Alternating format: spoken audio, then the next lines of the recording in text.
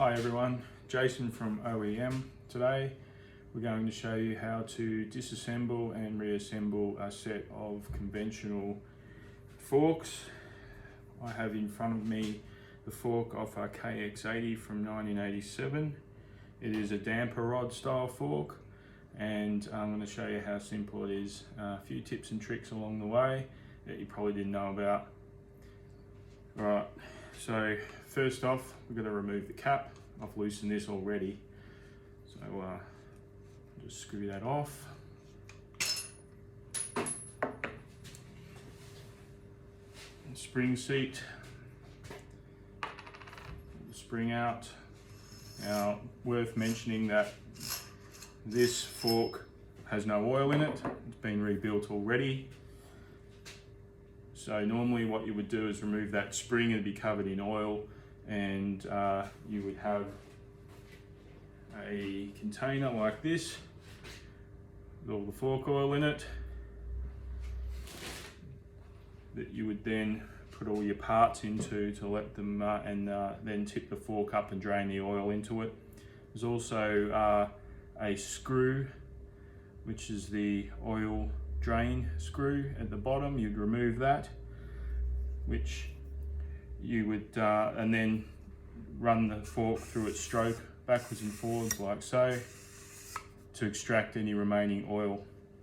If you're not in a hurry, you could even leave them hanging upside down overnight over the top of your oil pan to make sure every last drop has been removed. So the next step, tools you're going to need to do the job: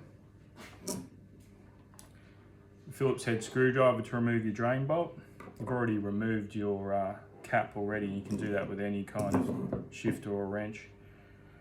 A 1/2 inch drive socket set with the small and the large extension pieces. I'll explain why later. And a small screwdriver. So first off, what we're going to do is remove the dust cap. Be careful here not to damage it.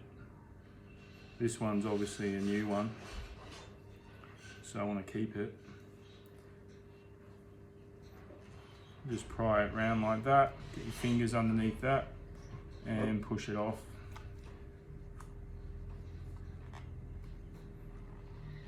Don't be afraid to damage it with your fingers. It returns back to its original shape, but you don't want to pierce it with anything sharp. Pull that off.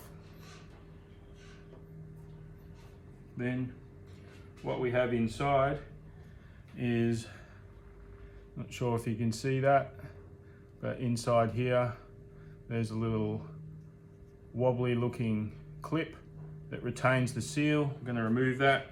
Again, just use your little screwdriver to click that clip out. This is what it looks like. Pretty straightforward.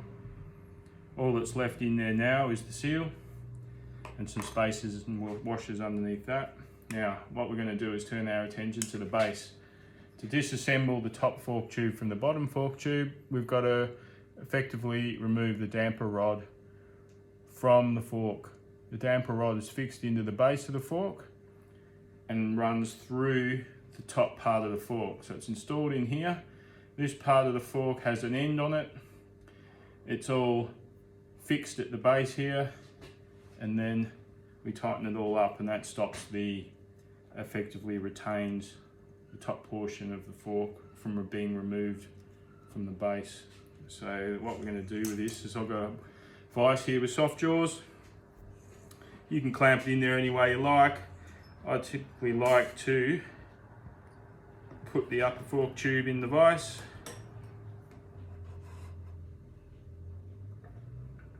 Not too hard, doesn't need to be on that very hard.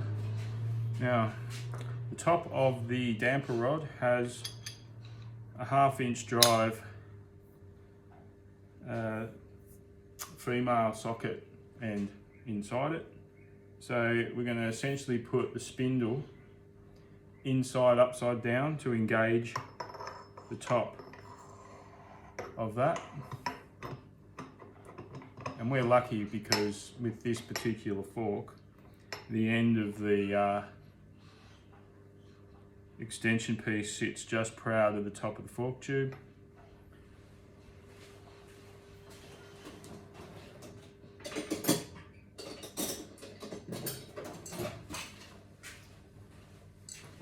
I'm going to get my 8mm Allen key and put it in the base to retain that, and I'm going to put a shifter on the end here,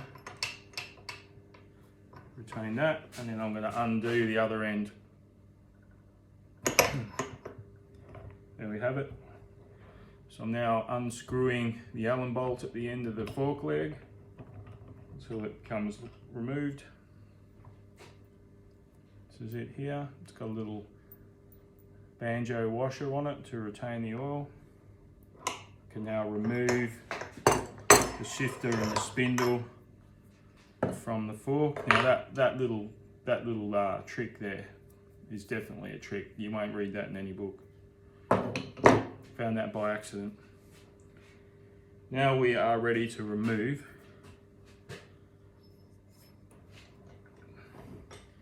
the damper rod. It should just fall out.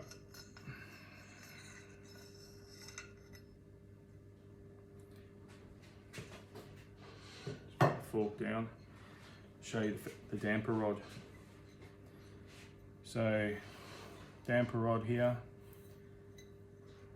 There's the end that we used the 1/2 inch drive extension to retain. This little spring here is for when the fork returns back to full extension from being, running through a cycle. It stops the two tubes from butting together. It softens the blow on the full extension of the shaft. You can see here, that's where the threaded end is. These little holes here are an important part of the fork. These are where the oil passes through, and this is where they come out. So essentially,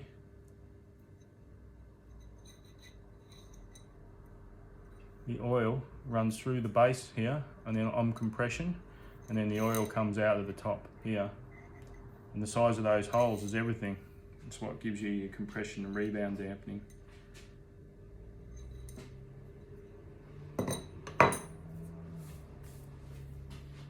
Now, easiest part, the fork just breaks apart. You'll find that you need to give it a little jam to get it out. Dislodge the seal.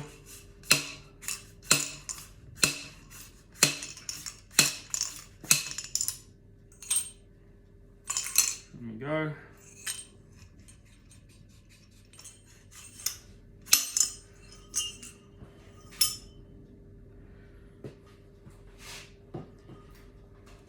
It's the inside of your fork. We have the seal, the washer, the upper bush. This is what the fork slides up and down on at the top. This here is the lower bush. It slides inside the bottom tube. This one is fixed at the top of the tube. So what these two bushes give the fork its stiffness in terms of, the flex, stops the movement in the two pieces. If you've got movement in your two pieces, this part or this part are worn out and need to be replaced. Fortunately, OEM are in the process of producing some of these, and we're going to be selling them shortly on the website.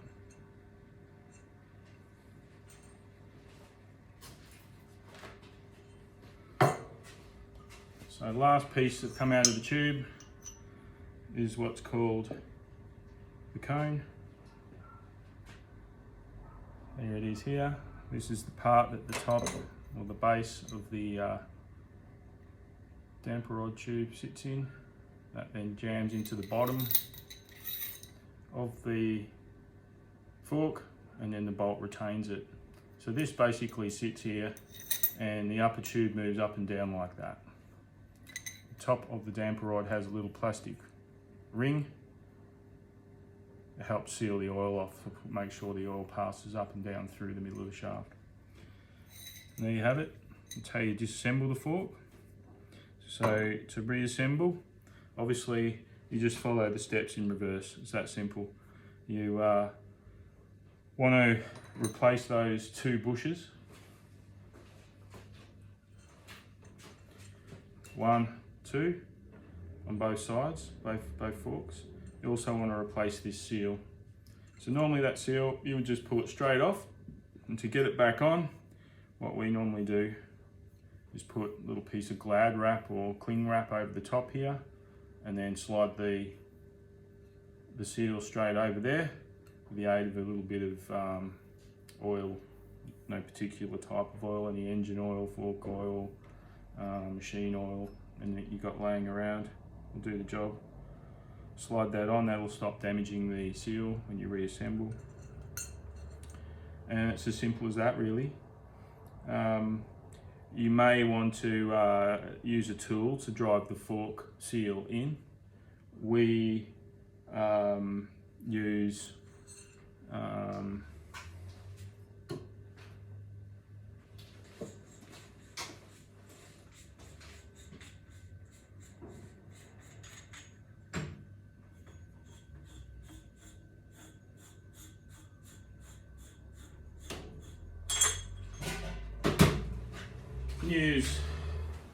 any piece of tubing that would fit over there and still mate with the seal. What we do is I use this Motion Pro steering stem bearing tool. It turns out that the diameter of this is perfectly suited to fitting over the top of your fork tube and then guiding straight into there to knock the seal back into place. Another little tip. There you have it. Enjoy.